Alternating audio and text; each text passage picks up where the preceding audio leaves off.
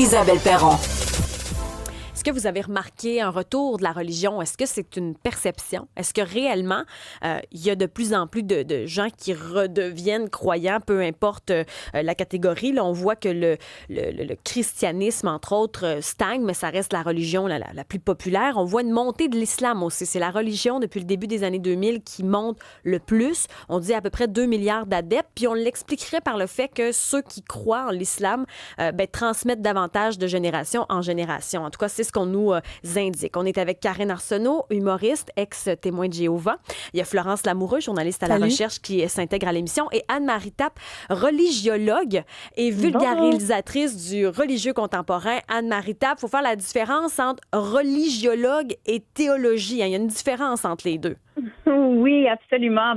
Très rapidement, théologie, ça vient de théos et de logos, donc de discours à propos de Dieu ou discours sur Dieu, ce qui amène la prémisse que Dieu existe, tandis que les religiologues, c'est la science des religions, donc tout ce qui est sociologie, anthropologie, histoire, politique, philosophie. On utilise même aussi la lunette du féminisme pour observer tous les phénomènes religieux, les traditions et étudier les textes anciens. On a l'impression qu'il y a une montée de la religion, particulièrement chez les jeunes. On en a déjà parlé à cette émission-ci avec les réseaux sociaux. Il y en a beaucoup qui disent là, que la parole de Dieu les a sauvés, Jésus les rend plus brillants, là, plus glow, là, pour reprendre leur vocabulaire, là, qui ont la peau est plus belle. Ça va jusque-là.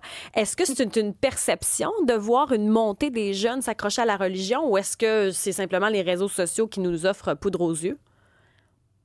La forte tendance au Québec puis dans l'Occident en général reste celle de la sécularisation qui est vraiment marquée. La transmission religieuse est en déclin. Il y a une méfiance qui est croissante à l'égard des institutions qui sont plus confessionnelles. Mais ce qu'on peut observer en ligne, c'est pas une revanche massive à la religion institutionnelle, c'est une transformation des modes d'expression. Donc, c'est des gens qui sont déjà croyants. C'est un mode, c'est une transformation de l'appropriation du religieux.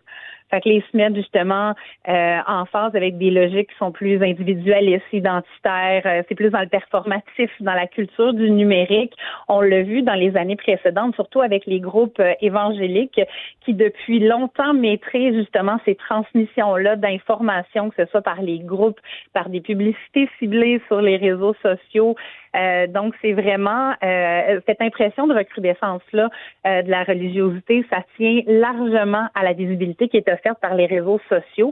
Ça produit un effet de loupe sur certains phénomènes, notamment sur TikTok, Instagram, YouTube. Moi-même, sur TikTok, je suis des femmes qui sont religieuses, qui montrent c'est quoi le quotidien de leur vie à elles. Puis ça désinstitutionnalise un peu le tout, comme s'il n'y avait pas de hiérarchie, qu'elles étaient très libres dans ce mouvement-là de pouvoir tout montrer. On a ce petit côté voyeur qu'on a aussi, de vouloir savoir ce qui se passe chez le voisin, de vouloir regarder qu'est-ce qu'elle vit, ou ce qu'un prêtre, un jeune prêtre avec une belle chevelure peut nous dire sur sa vie quotidienne. Ça nous intéresse. Ça repose sur des mécaniques de viralité, des algorithmes.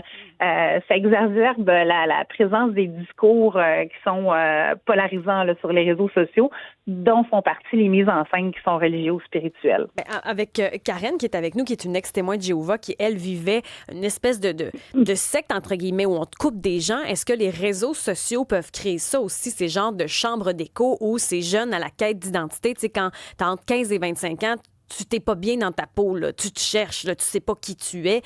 Est-ce que justement ça peut créer ces chambres d'écho et former encore des petits groupes restreints qui vont te déconnecter des autres?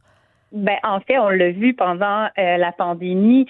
On avait l'impression que les gens qui adhéraient aux théories du complot faisaient plus de 50% de la population au Québec, alors que dans les faits, on était autour de 10, peut-être même un peu en bas, parce que ça crée des lieux de rassemblement, même s'ils sont numériques, ça crée des lieux de rassemblement pour des gens qui croyaient être seuls, à avoir cette pensée-là, cette idée-là, cette théorie-là, cette valeur isolée-là. Mais les réseaux sociaux permettent que toutes ces belles personnes-là puissent se rencontrer, avoir un lieu commun, puissent dialoguer ensemble et faire des projets. Donc, lorsqu'on a vu justement les camions à Ottawa et tout, c'est des gens qui venaient d'un peu partout qui ont décidé de se rassembler ensemble. Donc, ça fait ça crée un effet de masse qui, normalement, on ne l'aurait pas vu, mais grâce ou à cause, tout dépendant du point de vue, des réseaux sociaux, ben, ces gens-là se trouvent un lieu commun et peuvent former un groupe. Et justement, dans ce groupe-là, ben, il y a eu justement des formations de mouvements qui étaient plus sectaires, plus fermés. Si tu continues de parler à ta famille qui, eux, ne croient pas aux théories du complot, ben, ils sont dans l'erreur, ils sont dans le mensonge. Donc, tu peux pas rejoindre notre groupe, tu peux pas avoir ta veste, tu peux pas avoir ci, tu peux pas avoir ça, des symboles reliés à tout ça.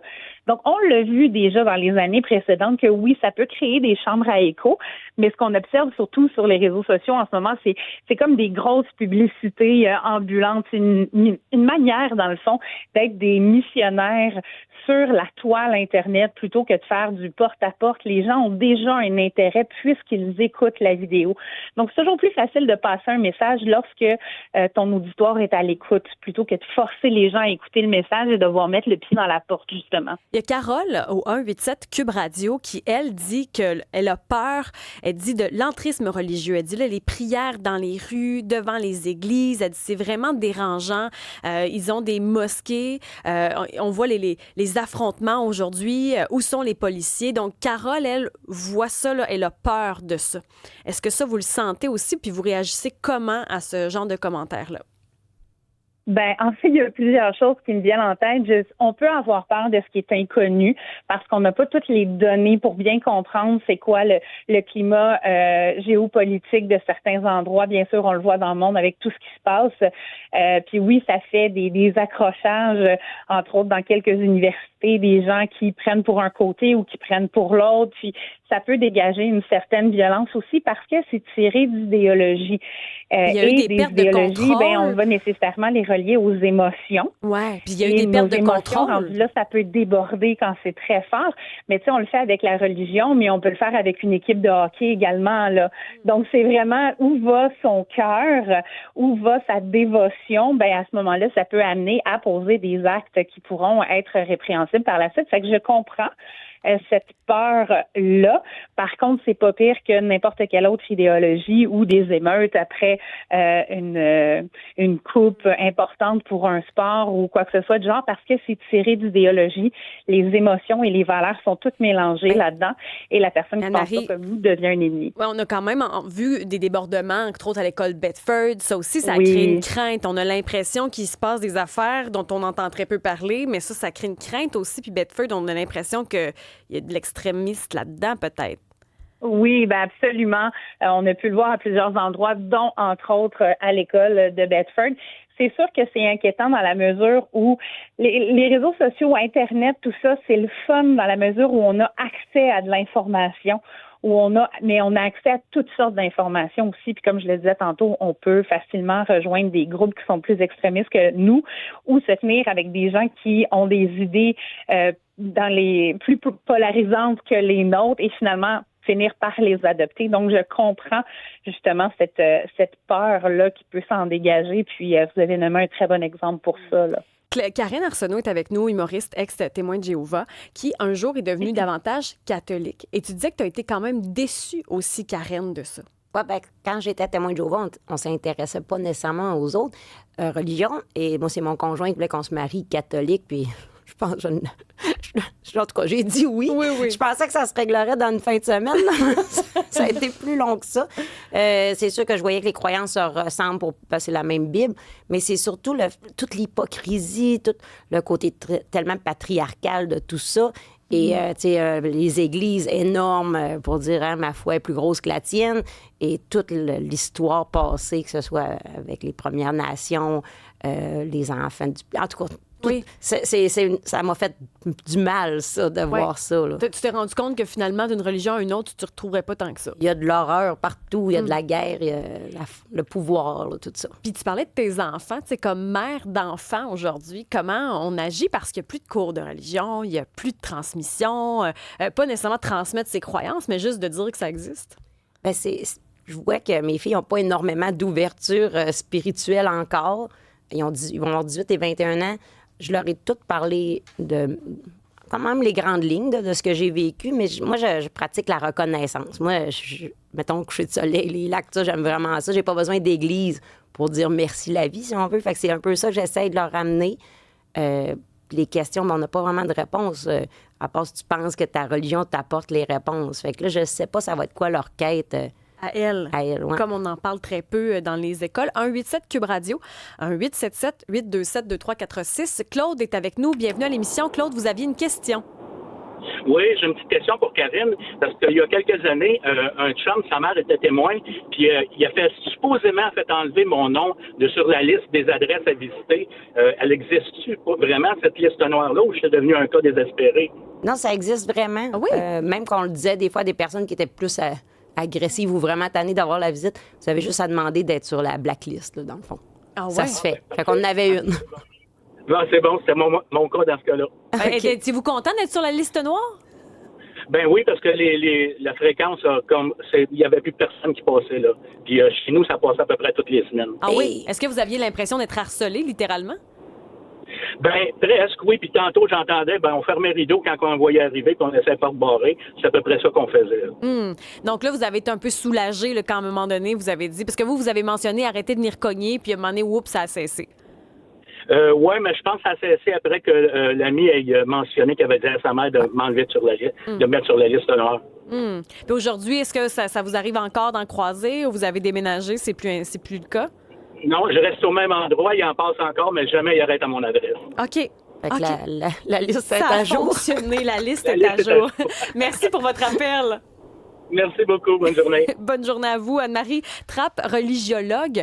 Est-ce que le fait d'enlever, parce qu'on a dit au Québec, là, nous, on est athées, on veut pas promouvoir de religion en soi, mais est-ce que le fait d'enlever les cours de religion dans les écoles, ça peut poser problème? Et justement, ils vont aller s'informer sur les réseaux sociaux par curiosité.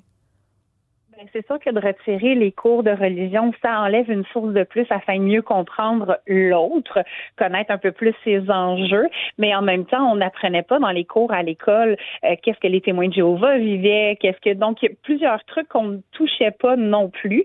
C'est sûr que de retirer une source d'information qui a été étudiée, qui se veut neutre, dans la mesure du possible, ça retire ça. En même temps, je crois pas qu'il y a... il y a une transformation du religieux. On est passé de religion instituée à religion un peu plus à la carte, à des gens qui sont un peu plus spirituels. Par religion à la carte, je veux dire, on connaît tous quelqu'un qui ne croit pas en Dieu, mais qui va avoir des livres sur l'angéologie, va avoir des roches qui vont avoir des propriétés spécifiques et qui va faire du Reiki. C'est de prendre ce qui fait du sens pour soi. Puis on est tous à la recherche de faire du sens, soit de notre vie, de nous-mêmes, de notre identité ou de notre vie. Et on essaie de prendre des aspects qui font plus notre bonheur ou qui répondent plus à nos questions maintenant. Et c'est justement pourquoi sur les réseaux sociaux, je pense que il y en a de plus en plus qui viennent sur les réseaux sociaux et de gens qui les écoutent aussi, parce qu'on ne trouve pas de réponse à nos questions dans la société moderne. Et il n'y a pas de réponse à tout non plus, mais il y a une partie qu'on ne travaille jamais. Il y a une partie ou presque pas, sauf les intervenants en soins spirituels. C'est justement cette recherche de sens-là, cette recherche d'identité-là. Puis dans la société environnante, dans la société moderne, on parle très peu de ce sujet-là. C'est un peu tabou, en fait. Puis toujours devoir dire non, je suis pas religieux, je suis spirituel. Mais être spirituel, c'est justement ça. C'est la recherche de sens et la recherche identitaire. Et ça, on le fait tous et toutes. C'est le contrôle, au fait. C'est le contrôle des religions qui fait que c'est pas correct. Là, comme on entend avec Karine Arsenault. Au 187 Cube Radio, Jean-Pierre, ex-témoin de Jéhovah, veut ajouter sa voix à la discussion. Bienvenue à l'émission, Jean-Pierre. Bonjour. Qu'est-ce que vous aviez envie d'ajouter aujourd'hui? Oui, bien, c'est ça. J'écoutais ce que la madame elle disait. Ben, c'est ça, non, je parle ça avec Mme Perron? Là? Oui, ben oui. Ah, okay. Bienvenue. Bonjour. Non, mais c'est ça ce que j'écoutais tantôt. Là. Moi, aujourd'hui, j'ai rendu à 55 ans, puis quand on est rentré dans ce mouvement-là, nous autres, c'était en 1976, fait que j'ai deux sœurs, une plus jeune, une plus vieille. Mon père, lui, était policier à Montréal, au poste 25, à l'époque. Puis, c'est un monsieur très autoritaire, hein. Puis, quand il est rentré dans ce mouvement-là, il est devenu comme 10 fois plus autoritaire qu'il l'a jamais été. Puis, tu sais, il dit dans la Bible, c'est écrit, la femme doit être soumise. Là, il criait après ma mère, tu vas te soumettre, tu vas faire ce que je te dis. Puis, c'était pas juste des propos violents, il était physiquement violent. Puis moi, vu que j'étais le seul petit bonhomme là-dedans, mais c'est moi qui m'en ai claque. C'est vrai que j'étais loin d'être un ange, là. Je faisais tout le contraire. Tu sais, par exemple, à 11 ans, je fumais. Tout ce que les témoins de Jéhovah disaient de ne pas faire, je le faisais parce que je voulais sortir du groupe. Tu sais. C'est comme... Ça a scrappé ma jeunesse. Ça a scrappé ma jeunesse, puis pas à peu près, parce que c'est comme si ça nous enseignait à compter des menteries, parce qu'on était comme les seuls, à part, tu sais, je vais donner un exemple vite de même. J'allais à l'école. Quand on finit, tout de suite après Noël, quand on revient, souvent, le professeur, ce qu'il faisait, il réunissait tous les élèves ensemble, puis, tu sais, c'était relax. Bon, qu'est-ce que vous avez eu pour Noël? Vous disiez vos cadeaux. Moi, je n'avais pas parce qu'il ne fêtait pas le Noël. Fait qu'est-ce que je faisais? Pour être accepté du groupe, je comptais des menteries. Ah, j'ai eu ci, j'ai eu ça, j'ai eu telle affaire, c'était pas vrai. Donc, ça m'enseignait un peu à mentir, à essayer de camoufler, parce que pour moi, être témoin de Jéhovah à l'époque, c'était une honte, là. J'ai vraiment pas aimé ça, là. C'était comme la madame disait tantôt, il y avait 3 puis 4 réunions par semaine. Tout ce qu'elle dit, c'est vrai, là. En part du porte-à-porte, là, t'arrives la fin de semaine, t'es supposé jouer au hockey avec tes chums, mais moi, c'est pas ça, je partais avec la cravate, puis là, tu rouvres la porte, c'est ton chum qui te répond, t'arrives le lundi matin à l'école, tu te fais niaiser, puis en tout cas, je pourrais en dire ben long, là, mais c'est vraiment... C'est vraiment assez que la DPJ m'en a sorti de là, parce que là, ça allait plus du tout. C'est vrai, c'est la DPJ qui vous a aidé à sortir du groupe des témoins de Jéhovah. Oui, ben ça a commencé parce que là, ça a un rapport plus ou moins avec eux autres, mais le fait, c'est parce que mon père, il était bien rough avec moi, puis à un moment donné, j'arrivais à l'école, puis ils ont vu que je boitais, c'est parce que mon père m'avait battu, parce qu'il m'avait pogné à fumer, puis en tout cas, des affaires que je pouvais pas faire dans les témoins de Jéhovah. Fait que là, ça a commencé avec, à l'époque, il y avait, je me souviens plus du nom précis, mais il y avait un genre de psychologue qui était dans l'école, qui se promenait là, puis c'est lui qui a fait venir la DPJ, puis après ça, la DPJ a rentré là-dedans, mais là, il m'a envoyé chez mon parrain, chez mon oncle sur une terre. Mais mon père a cédé assez vite parce qu'étant donné que c'était un homme de loi qui connaissait la justice, il savait qu'il n'y avait aucune chance. Tu sais, il a été questionné par des hommes de loi, des avocats. Tu sais, ça fait longtemps, je ne sais plus exactement qui a fait de quoi, là. Mais ça n'a pas été un problème. Après ça, ils m'ont sorti de là. J'ai été chez mon oncle élevé sur une terre, mon parrain. Puis tout, là, je suis revenu d'un bon petit gars bien tranquille. J'ai tout arrêté de faire mes niaiseries. Aussitôt que j'ai sorti de ce groupe-là parce qu'il nous empêchait de faire tout. Ben oui, mais tu voulais juste être écouté, tu voulais juste être un enfant, finalement. Comment ça va aujourd'hui? As-tu gardé des séquelles de ce passé-là? Moi, je serais porté à dire que j'ai comme... Moi, je pense que oui, parce que ça a scrappé une partie de ma jeunesse que je suis peut-être pas assez... Comment je dirais ça? C'est dur à évaluer après, tu sais, c'est comme comment est-ce que je serais si j'aurais pas été là, mais c'est sûr que quand je repense à ma jeunesse, là, que j'ai tout vu de compter des menteries, puis je pouvais pas faire ci, pas faire ça, puis je me cachais, puis je me sentais à part des autres, c'est sûr qu'il y a des séquelles en quelque part, mais c'est bien grave, ça, je pourrais pas dire, ça, je suis pas assez... mais j'ai consulté, j'ai vu des psys, j'ai vu du monde pour m'aider à me sortir de là, puis encore aujourd'hui, des fois, là... j'ai écouté la madame parler tantôt, elle, je pense qu'elle a vraiment mis ça de côté. Moi, j'ai un peu de misère encore avec ça. Tu sais, des fois, ma mère est encore là, puis il y a un paradis, puis c'est tout focalisé. Parle-moi pas de ça, là, ça fait 40 ans que tu me rabattes la même affaire. Tu sais, fait que j'ai dans mon entourage encore des témoins de Jéhovah, parce que c'est pas du mauvais monde qu'il y a là-dedans non plus. Il faut pas toutes les mettre noires, là, mais moi, j'ai pas été chanceux, mettons. Là. Mais oui, il y a des séquelles pour répondre à votre question. C'est sûr qu'il y en a, mais la gravité, c'est quoi? Je suis pas en mesure de répondre, là, mais j'y pense encore. Merci d'avoir appelé aujourd'hui. Merci de votre générosité aussi, surtout. On vous envoie des ondes positives pour la suite, mais merci d'avoir ajouté votre voix à la discussion. Ça me fait plaisir, madame. Bonne journée. Bonne journée à vous aussi. Florence Lamoureux, journaliste à la recherche, a aussi fait des recherches, non pas sur les témoins de Jéhovah nécessairement, mais sur la religion, parce que Florence, toi, tu es vraiment dans la génération réseaux sociaux. Donc, toi, tu as vu ça aller aussi de ton côté, là. Vraiment, ça fait plusieurs mois que je suis inondée de ce contenu-là sur mes réseaux sociaux. Puis pourtant, c'est pas du contenu que je suis nécessairement. Je me disais, ben voyons, pourquoi les gens que je suis sur Instagram, on parle de Jésus tout le temps? Puis je me suis rendu compte que c'était des gens de mon âge qui, du jour au lendemain, ont décidé de changer leur contenu et d'adhérer à cette religion-là. Puis je me suis dit, ben pourquoi ça me titille autant? T'sais, moi, pourtant, j'ai fait mes cours à l'église quand j'étais plus jeune. La confirmation, la confirmation, communion, tout ça. Puis je pense que c'est pas une religion à laquelle je m'associe beaucoup en grandissant.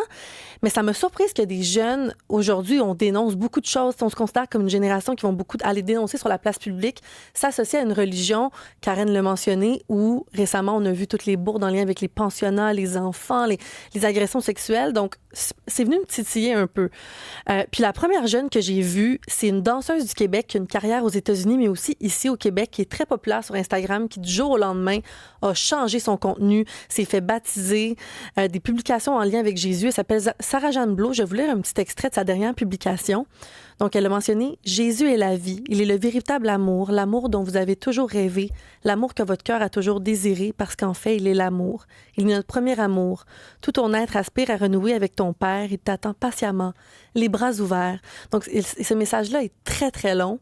C'est pas la seule que je vois circuler sur mon Instagram. Mais t'as raison sur ça change vite des fois, puis on a de la difficulté à comprendre. Moi, je me rappelle de la chanteuse Diams, qui s'est convertie à l'islam du jour au lendemain. Elle n'était plus une jeune demoiselle qui recherche un mec mortel. Là. C'était plus ça. Ça a changé, non, c'est ça, du tout au tout. J'en ai parlé avec Frédéric Castel, qui lui est chargé de cours au département des sciences de la religion de l'UQAM.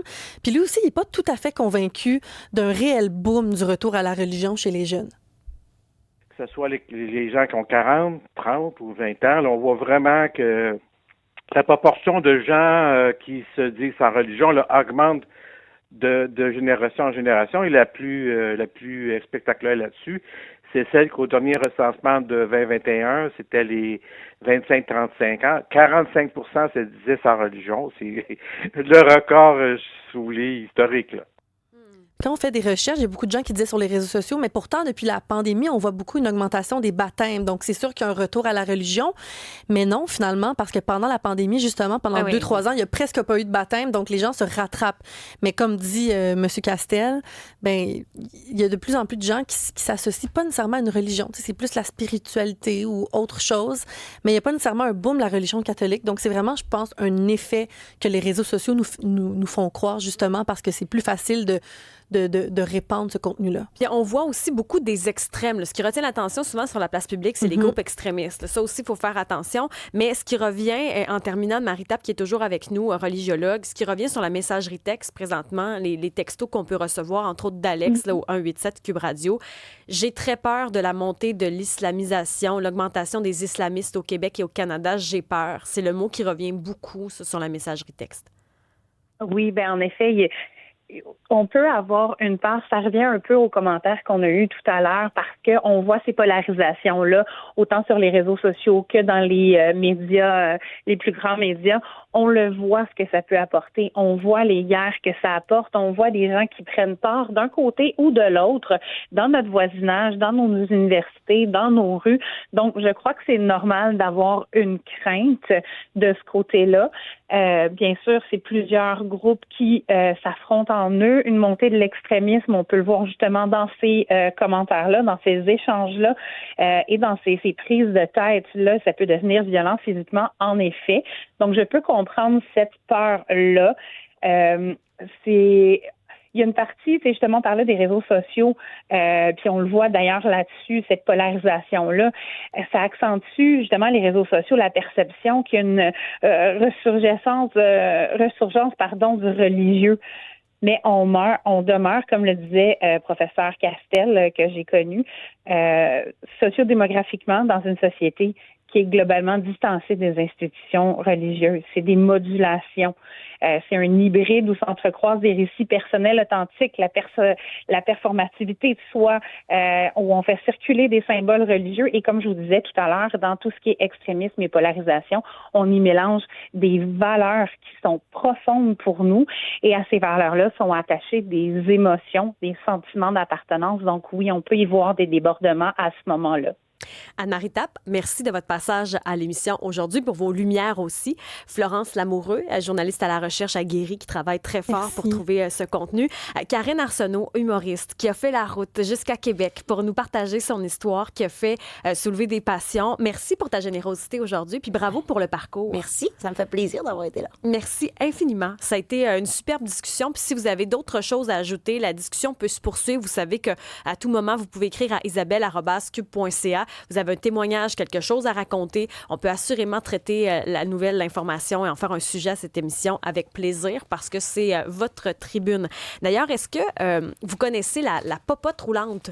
Souvent, on pensait à tort que c'était la soupe populaire, mais ce n'est pas le cas. Ça va faire 40 ans, entre autres, que ça existe à Montréal et le visage de la clientèle a énormément changé. Florence et moi, on est allés avec la popote roulante sillonner les routes de Montréal. Vous n'avez pas idée de ce qu'on a vu, puis on vous le raconte au retour.